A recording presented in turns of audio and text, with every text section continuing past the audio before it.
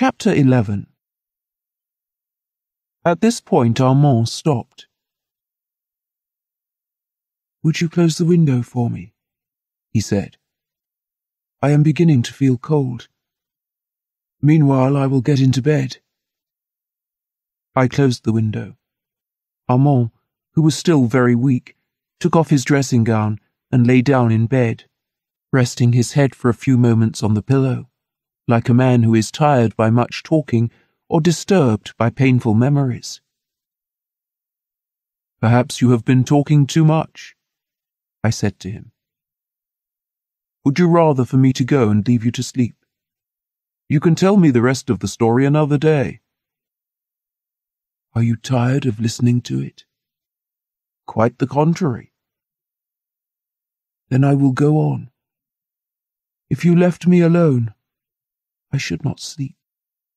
When I returned home," he continued without needing to pause and recollect himself, so fresh were all the details in his mind, "I did not go to bed, but began to reflect over the day's adventure. The meeting, the introduction, the promise of Marguerite had followed one another so rapidly and so unexpectedly that there were moments when it seemed to me I had been dreaming. Nevertheless, it was not the first time that a girl like Marguerite had promised herself to a man on the morrow of the day on which he had asked for the promise. Though, indeed, I made this reflection. The first impression produced on me by my future mistress was so strong that it still persisted. I refused obstinately to see in her a woman like other women, and, with the vanity so common to all men, I was ready to believe that she could not but share the attraction which drew me to her. Yet I had before me plenty of instances to the contrary, and I had often heard that the affection of Marguerite was a thing to be had more or less dear according to the season. But, on the other hand, how was I to reconcile this reputation with her constant refusal of the young Count whom we had found at her house? You may say that he was unattractive to her, and that, as she was splendidly kept by the Duke, she would be more likely to choose a man who was attractive to her, if she were to take another lover. If so, why did she not choose Gaston, who was rich, witty, and charming, and why did she care for me, whom she had thought so ridiculous the first time she had seen me? It is true that there are events of a moment which tell more than the courtship of a year. Of those who were at the supper, I was the only one who had been concerned at her leaving the table. I had followed her. I had been so affected as to be unable to hide it from her. I had wept as I kissed her hand. This circumstance, added to my daily visits during the 2 months of her illness, might have shown her that I was somewhat different from the other men she knew. And perhaps she had said to herself that for a love which could thus manifest itself, she might well do what she had done so often that it had no more consequence for her. All these suppositions, as you may see, were improbable enough. But whatever might have been the reason of her consent, one thing was certain: she had consented. Now, I was in love with Marguerite. I had nothing more to ask of her. Nevertheless, though she was only a kept woman, I had so anticipated for myself, perhaps, to poetize it a little, a hopeless love, that the nearer the moment approached when I should have nothing more to hope, the more I doubted. I did not close my eyes all night. I scarcely knew myself. I was half demented. Now, I seemed to myself not handsome or rich or elegant enough to possess such a woman. Now I was filled with vanity at the thought of it. Then I began to fear lest Marguerite had no more than a few days' caprice for me, and I said to myself that since we should soon have to part, it would be better not to keep her appointment, but to write and tell her my fears, and leave her. From that, I went on to unlimited hope, unbounded confidence. I dreamed incredible dreams of the future. I said to myself that she should owe to me her moral and physical recovery, that I should spend my whole life with her, and that her love should make me happier than all the maidenly loves in the world. But I cannot repeat to you the 1,000 thoughts that rose from my heart to my head, and that only faded away with the sleep that came to me at daybreak. When I awoke, it was 2 o'clock. The weather was superb. I don't think life ever seemed to me so beautiful and so full of possibilities. The memories of the night before came to me without shadow or hindrance, escorted gaily by the hopes of the night to come. From time to time, my heart leaped with love and joy in my breast. A sweet fever thrilled me. I thought no more of the reasons which had filled my mind before I slept. I saw only the result. I thought only of the hour when I was to see Marguerite again. It was impossible to stay indoors. My room seemed too small to contain my happiness. I needed the whole of nature to unbosom myself. I went out. Passing by the Rue d'Antin, I saw Marguerite's coupé waiting for her at the door. I went toward the Champs-Élysées. I loved all the people whom I met. Love gives one a kind of goodness. After I had been walking for an hour from the Marly horses to the Rond-Point, I saw Marguerite's carriage in the distance. I divined rather than recognized it. As it was turning the corner of the Champs-Élysées, it stopped, and a tall young man left a group of people with whom he was talking and came up to her. They talked for a few moments. The young man returned to his friends.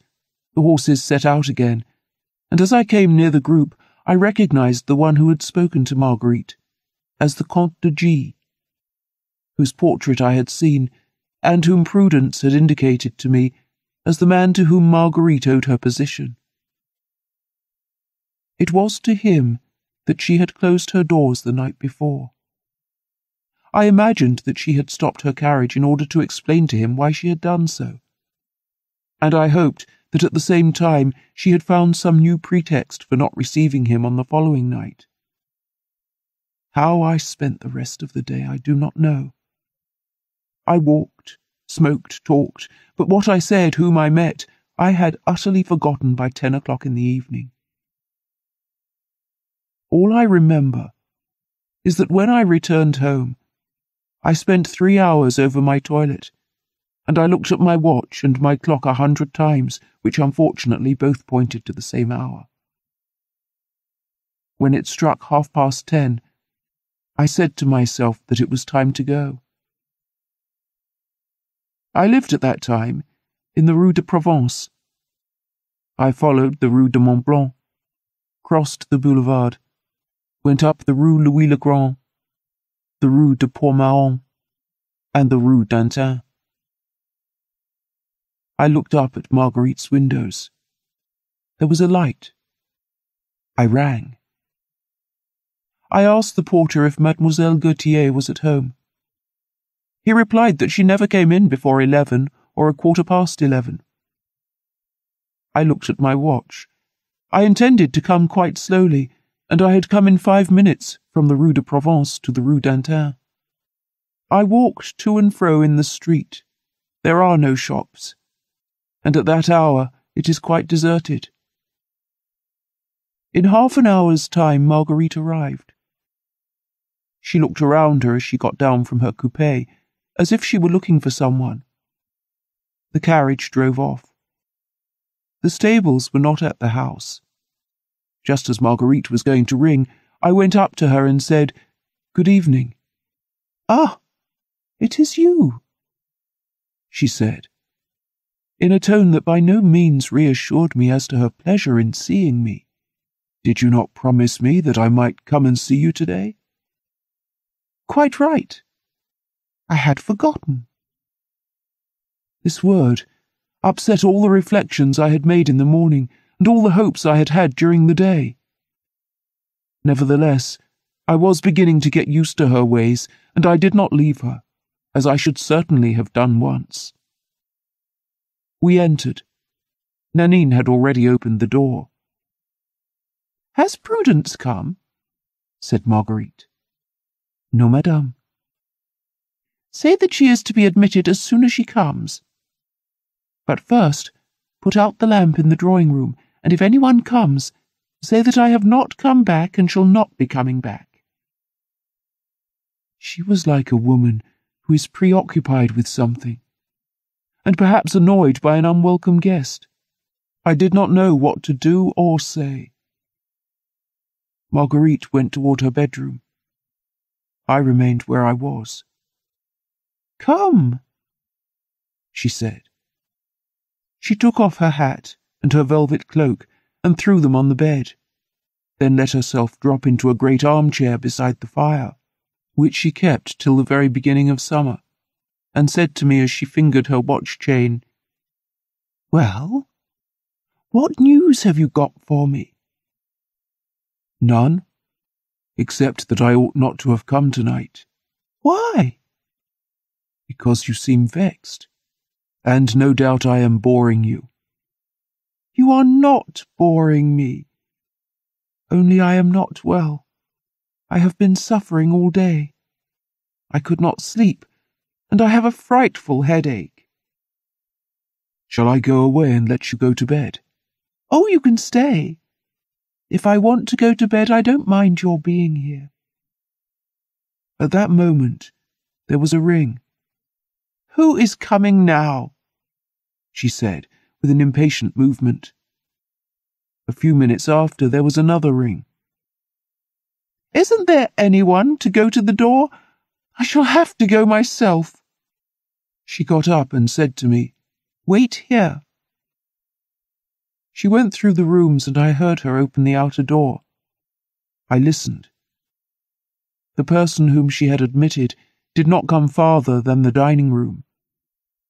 At the first word, I recognized the voice of the young Comte de N.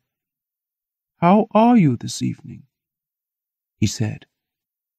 "Not well," replied Marguerite dryly. "Am I disturbing you?" "Perhaps." "How you receive me! What have I done, my dear Marguerite?" "My dear friend, you have done nothing. I am ill. I must go to bed, so you will be good enough to go.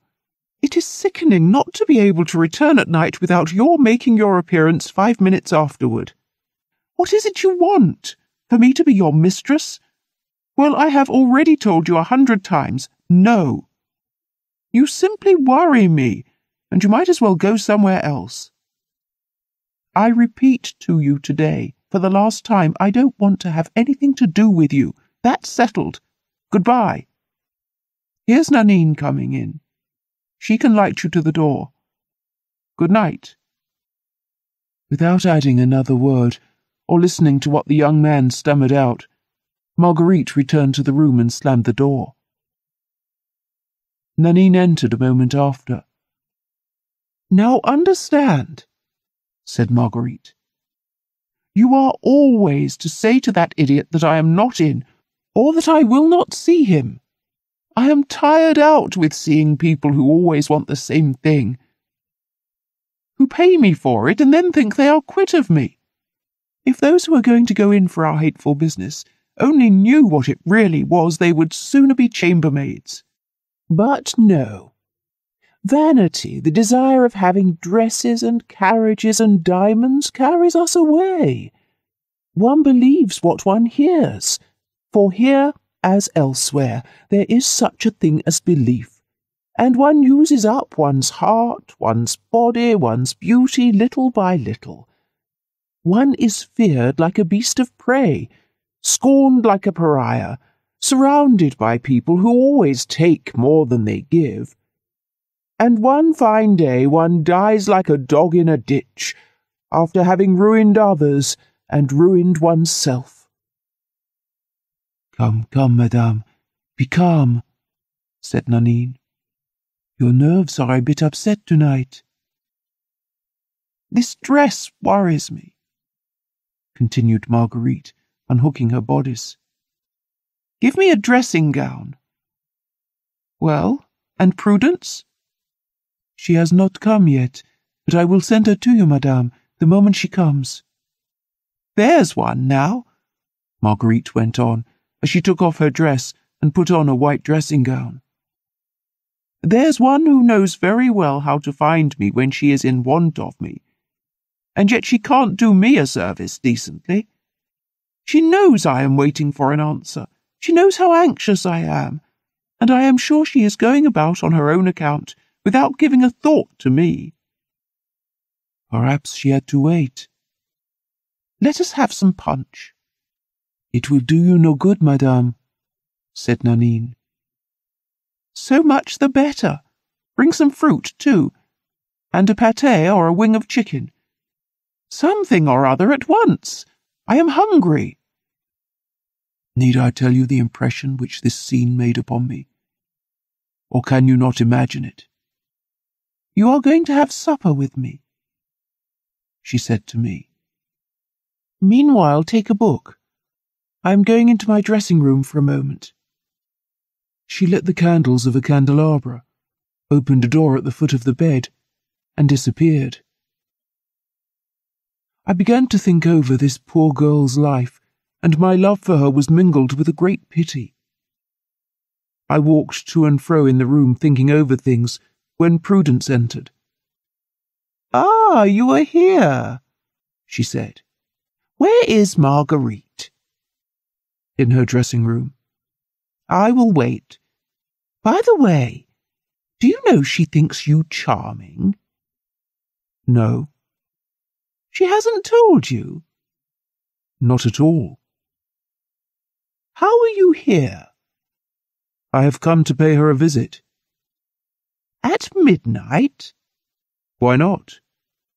Joker. She has received me, as a matter of fact, very badly. She will receive you better by and by. Do you think so? I have some good news for her. No harm in that. So she has spoken to you about me? Last night, or rather tonight, when you and your friend went. By the way, what is your friend called? Gaston R. His name is, isn't it? Yes, said I, not without smiling, as I thought of what Gaston had confided to me, and saw that Prudence scarcely even knew his name. He is quite nice, that fellow. What does he do? He has 25,000 francs a year. Ah, indeed. Well, to return to you. Marguerite asked me all about you, who you were, what you did, what mistresses you had had. In short, everything that one could ask about a man of your age. I told her all I knew, and added that you were a charming young man. That's all. Thanks. Now tell me what it was she wanted to say to you last night. Nothing at all. It was only to get rid of the Count. But I have really something to see her about today, and I am bringing her an answer now. At this moment, Marguerite reappeared from her dressing room wearing a coquettish little nightcap with bunches of yellow ribbons, technically known as cabbages. She looked ravishing. She had satin slippers on her bare feet and was in the act of polishing her nails. Well, she said, seeing Prudence. Have you seen the Duke? Yes, indeed. And what did he say to you? He gave me... How much? 6,000. Have you got it? Yes. Did he seem put out? No. Poor man. This poor man was said in a tone impossible to render. Marguerite took the 6 notes of 1,000 francs. It was quite time, she said. My dear Prudence, are you in want of any money? You know, my child, it is the 15th in a couple of days. So if you could lend me 300 or 400 francs, you would do me a real service. Send over tomorrow. It is too late to get change now. Don't forget. No fear. Will you have supper with us? No, Charles is waiting for me. You are still devoted to him? Crazy, my dear. I will see you tomorrow. Goodbye, Armand. Madame Duvenois went out. Marguerite opened the drawer of a side table and threw the banknotes into it. Will you permit me to get into bed? She said with a smile as she moved toward the bed. Not only permit, but I beg of you. She turned back the covering and got into bed. Now, said she, come and sit down by me, and let's have a talk. Prudence was right. The answer that she had brought to Marguerite had put her into a good humour. Will you forgive me for my bad temper tonight? She said, taking my hand. I am ready to forgive you as often as you like. And you love me? Madly. In spite of my bad disposition? In spite of all. You swear it? Yes, I said in a whisper. Nanine entered carrying plates, a cold chicken, a bottle of claret, and some strawberries. I haven't had any punch made, said Nanine. Claret is better for you, isn't it, sir? Certainly, I replied, still under the excitement of Marguerite's last words, my eyes fixed ardently upon her. Good, said she. Put it all on the little table and draw it up to the bed. We will help ourselves. This is the 3rd night you have sat up, and you must be in want of sleep. Go to bed. I don't want anything more. Shall I lock the door?